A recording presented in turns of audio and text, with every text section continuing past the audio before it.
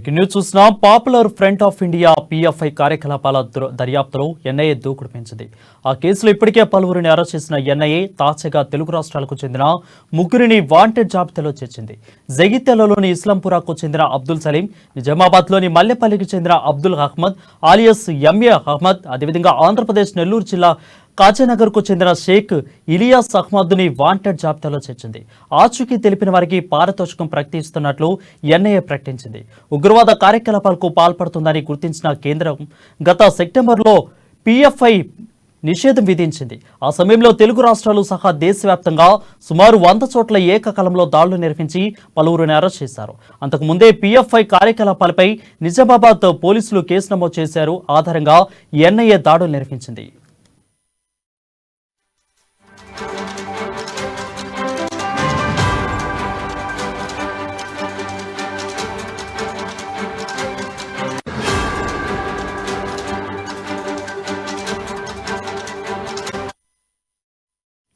Breaking news చూస్తున్నాం. Popular front of India PFI కార్యకలాపాల దర్యాప్తులో ఎన్ఐఏ దూకుడు పెంచింది.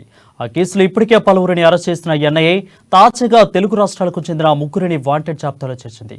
జగిత్యాలలోని ఇస్లాంపూర్కు చెందిన అబ్దుల్ సలీం, నిజామాబాద్లోని మల్లెపల్లికి చెందిన అబ్దుల్ అహ్మద్ ఆలియస్ ఎంఏ అహద్, అదేవిధంగా ఆంధ్రప్రదేశ్లో నెల్లూరు జిల్లాకు చెందిన కాజీనగర్కి చెందిన షేక్ ఇలియాస్ అహ్మద్ని వాంటెడ్ జాబితాలో చేర్చింది. ఆచూకీ తెలిపిన వారికి పారితోషికం ఇవ్వనున్నట్లు ఎన్ఐఏ ప్రకటించింది. ఉగ్రవాద కార్యకలాపాలకు పాల్పడుతుందని గుర్తించిన కేంద్రం గత సెప్టెంబర్లో పీఎఫ్ఐ నిషేధం విధించింది. ఆ సమయంలో తెలుగు రాష్ట్రాలకు సహా దేశవ్యాప్తంగా సుమారు 100 చోట్ల ఏకకాలంలో దాడులు నిర్వహించి పలువురిని అరెస్ట్ చేశారు. అంతకుముందు పీఎఫ్ఐ కార్యకలాపాలపై నిజామాబాద్ పోలీసులు నమోదు చేసి కేసుల ఆధారంగా ఎన్ఐఏ దాడులు నిర్వహించింది.